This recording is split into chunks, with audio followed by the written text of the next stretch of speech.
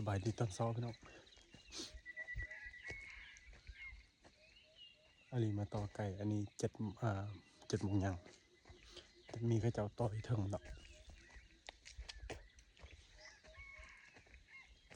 สังเกตเบิ่งเสียงไก่โตเนาะจ่าแบบทีๆกัน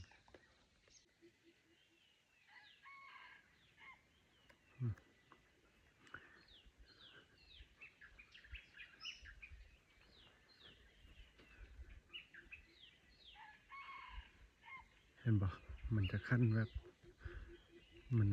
มันบ่ห่างกันนะพี่น้องถ้าเป็นไก่โตเนาะ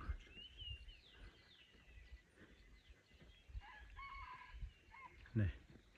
สังเกตเบิ่งใส่เวลาแป๊บเดียวบ่ฮอด1 นาทีทุกคนมันจะขั้นแล้วนะ3 บาทละ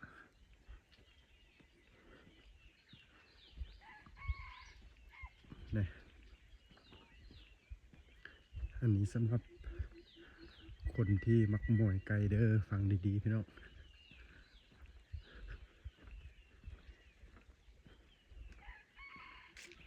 นี่ขั้นอยู่แต่บนเก่าฮั่นแล้วก็ที่สำคัญเลยยามนี้มันแจ้งไปอันนี้เพียงแต่7 โมงยังเลยพี่น้องเนี่ยตะเวนขึ้นละเห็นบ่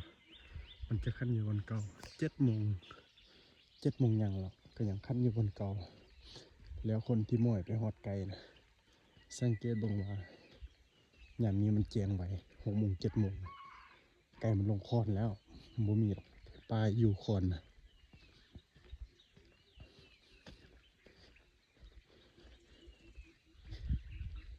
ขั้นอยู่ตะบนเก่า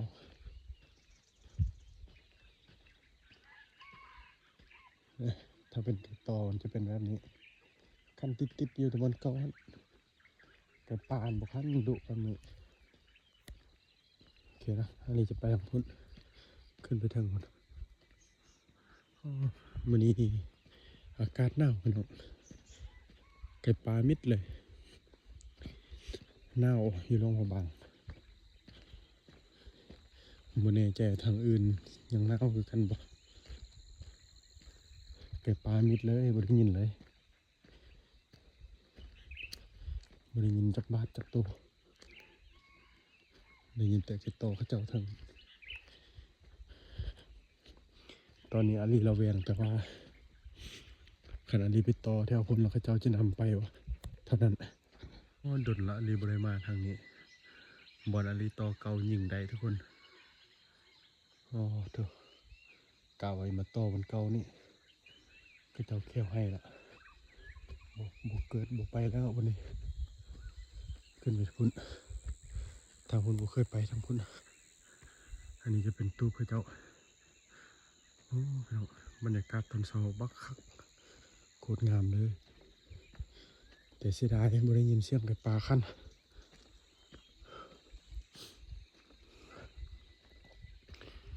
อากาศหนาวยางขึ้นภูแล้วมันตันดังเลยโอ้มีคนอยู่เดี๋ยวนี้จะไปถามเขาเจ้าว่าได้ยินไก่ปลาขั้นหรือเปล่าแถวนี้เรือมันเขาเจ้านี่เป็นคนไปต่อถึงมันโอ้อยู่ถึงน่าจะเป็นเผาทานได้ถึง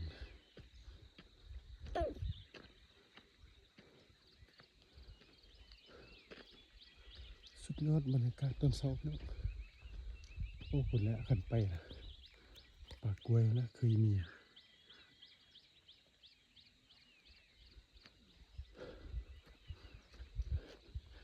ไม่แน่ใจว่า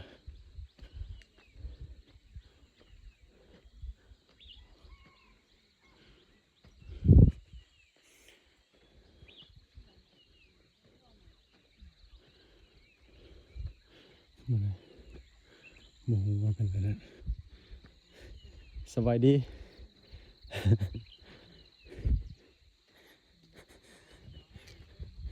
บ่ยังฮะ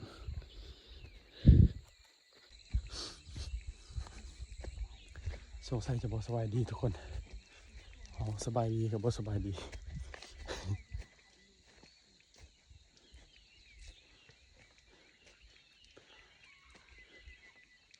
ขึ้นไปตามวัด ทางเทิงมีคนไปบ่บ่มีอะอันนี้ใกล้ต่อเขาเจ้า อีกขึ้นไปถึงมันเขาเจอแล้วเขาเจ้าต่อหรอกพี่น้องอันนี้เมาส์ใกล้ๆหรอกมองใส่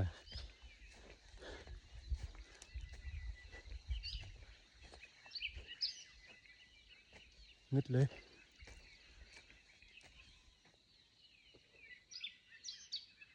โอ้อยู่บนขั้นอยู่บนขั้นตัวหนึ่งอันนี้มาเมื่อกี้บ่ได้ยินเมื่อมันบ่ได้ยินมันบ่ขั้นเมื่อกี้พูนถึงหัวให้เขาขึ้นไปก็โอ้ตายผมสั่นก่อนหินอีกสิลองขึ้นไปนี่บ้างสิมีทางไปบ่อันนี้บ่เคยไปเนาะลองบ้างทางนี้ก็เจ้าว่าบ่มีเพิ่มไปบ่มีเพิ่มมาเดี๋ยวสิลองบ้างบรรยากาศยังคือเก่าเนาะโอ้พี่น้องอันนี้ขึ้นไปถึงแม่นแต่บอลกับเจ้าทางพ่อบุ้งบอลนี้ไปเลยตอนนี้มือเทือสิกลับไปพุ่นบอลเก่าเนาะบอลมันขั้นเมื่อกี้3-4 บาททุกคนเชื่อบอกว่าอลิงยังมาเป็นสมุนเพื่อมาบอลนี้ต่อไกลแต่ว่าบอลได้ยินเสียงไก่ขั้นเลยแล้วก็แถมผู้อันเอื่อยพวกเมื่อกี้นี้เราไปต่อพุ่นเราบอกอลีเราว่าอันนั้นมันไก่ต่ออันนั้นมันไก่ต่อไก่บาดเนาะ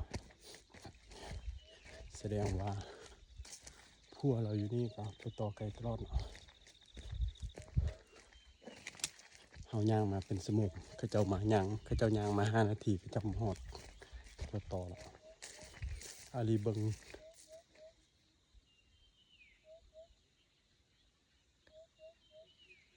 งทางเขาเจ้า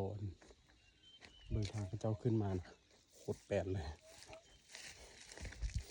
คือแบบว่ามาทุกมือโอเคนะทุกคนเดี๋ยวอาลีจะไปพุ่นเดี๋ยวอาลีจะตั้งกองอยู่พุ่นเลย